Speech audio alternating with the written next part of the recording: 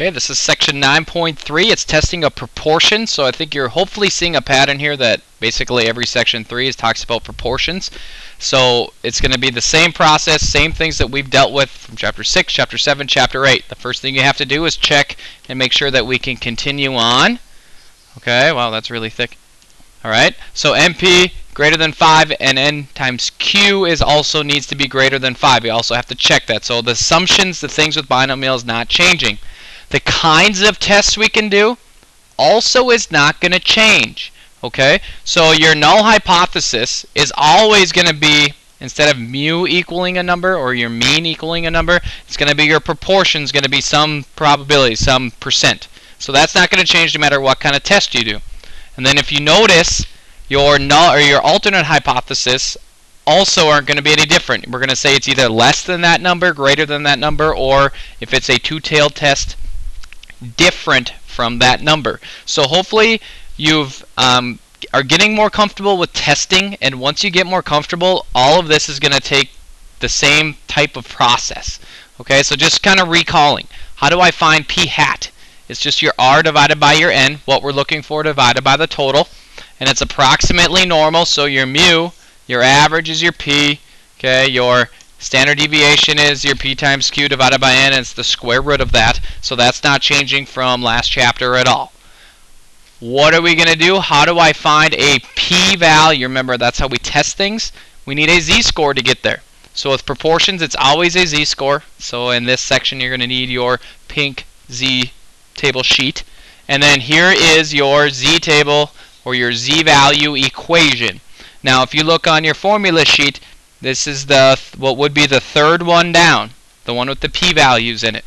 Okay, so the p-hat is your sample statistic, okay, and you'll calculate that in your problem. The n is your number of trials, okay, and then p is what number they kind of talk to or tell you that they want you to look for or look at. All right, so that's what you're going to use throughout this whole process. So let's try dump all of these numbers in. So the process doesn't change. State the null, alternate, and level of significance first. Check your assumptions, make sure it's true, find your z-value, and then go to our table, and then we're going to finish the problem by either rejecting or not rejecting, and then you make your conclusion. So I have just one example. I'm going to try to make this short and sweet. All right. So some Chronicle reported that all students who graduated from 8 campuses in the University of California, 30% of them finished their degree requirements within 4 years. All right. The remaining 70% took longer than that. So it says, suppose the study was made up of a random sample of graduates from Berkeley, part of the system, and found that 385 that were questioned, 124 graduated within 4 years. It says, test the claim at the 5% level that 30% of the graduates do graduate within 4 years. So it says, determine your hypothesis, all right? Determine the alpha, list the given values, and then actually finish the problem. So what I'm going to do is you're going to have to refer to this problem right here on your notes, as I'm going to change the page just to give myself a little bit more. So determine the hypothesis. What is the null and alternate hypothesis? So my null hypothesis is what? They claim that the proportion of people that do graduate is equal to 30%. So 30% of their kids graduate within 4 years. What's the alternate? What are they thinking? If you go back and read it, okay, test the claim that do so within 4 years. It doesn't give a hint that that less do or that more do. So we have to claim or test that it's not equal to 0.3. If they would have made a statement in there saying we think that more people do or we think less people do, that's when you would change it. Your alpha, testing it at what value? It said 0.05 if you go back and find alpha. All right, and then we basically, the only other piece of information we really need is your p hat.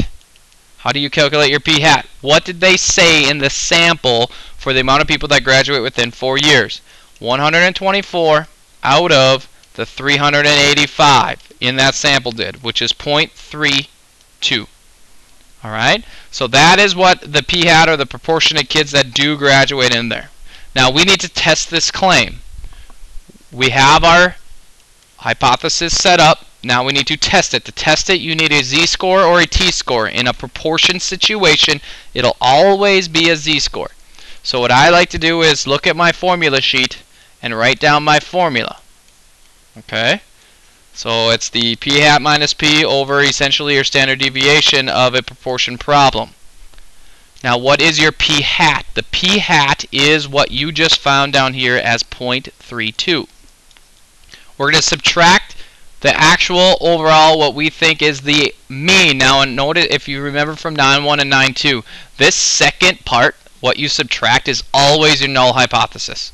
Whatever it is, it better be the same thing. So I'm subtracting 0.30, because that's what they claim the mean is, over the standard deviation. Now if you look at your formula, it's not p hat that goes under here, it's actual p and q. So this goes back to what they claim.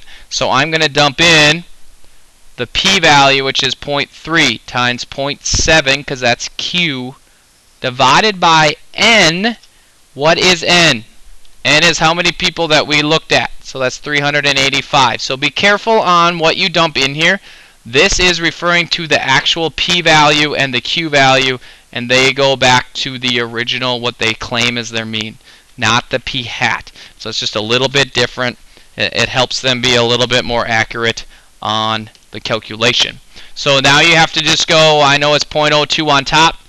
You divide it by the square root of this junk on the bottom, and when you calculate all that out, it's 0.8563 is what you end up getting. Okay? So now you need to go find a p-value. Well, if you get your table, can you find 0.8563 on the left column in the top row? Cannot. It's got to be rounded to a hundredths place. So 0.86. So 0.86. So what does that number give you in your table? So now we got to go back and think about what is a z-score again. So if I draw myself a normal curve and my z-score is 0.86, okay? Your table is going to give you all the information from this line to the left, all right? And that number from your table is 0.0851. So hopefully you all can find that. That's the number that they give you from the table. But what are we testing? This is what's tricky about these problems. Are we testing a left tail? Is it strictly less than? If our alternate hypothesis, if the h of 1 would have had a less than in it, then you would have used the 0.8051. But we don't want a left tail. We want both tails. This is a two-tailed test. So I want the information on the right, and then I also want the information on the left. Now, I need to kind of take one at a time. If it's 0.081 from our line all the way left, what's left over in the right tail? It's just 1 minus that, which is 0.1949. So my p-value is 0.1949 in the right tail. Well, that also means the left tail is also 0.1949. And my information for my p-value is both tails, because they're symmetrical. So you can kind of think about it as two ways. My p-value will be 2 times that one tail that I just found. Or if you add 0.1949 twice, you end up getting a p-value that is quite obnoxious.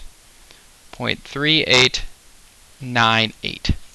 Okay, this is your p-value. And then we always compare that to your alpha. Alright, and the only way we can reject is if the p-value is less than our alpha. Well, 0.3898, is that less than 0.05? It is definitely not less than. It's not less than. Which means, can I reject it? No. Okay, so how would I write my sentence? I have to say, fail to reject my null hypothesis. So then what do I have to say? At the 5% level, since I failed to reject it, that just means there's not enough evidence in this sample. So I say, there is not enough evidence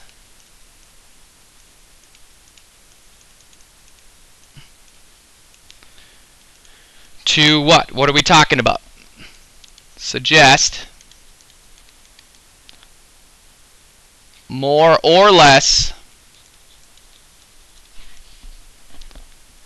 graduates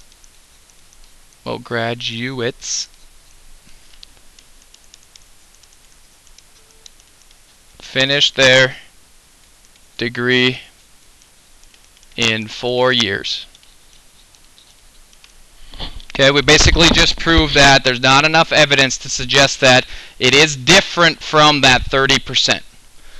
Okay, because we did not get that. So that is just an example of us having to fail to reject. Now, if you would actually reject it, then you would state your alternate hypothesis. And we hopefully have done all these enough.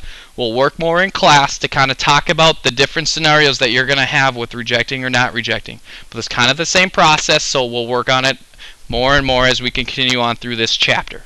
So there's your one example of a proportion problem. Alright, here's going to be your assignment. We're going to work on those 5 problems in class, and hopefully we can kind of all do them together, and hopefully you have a wonderful night.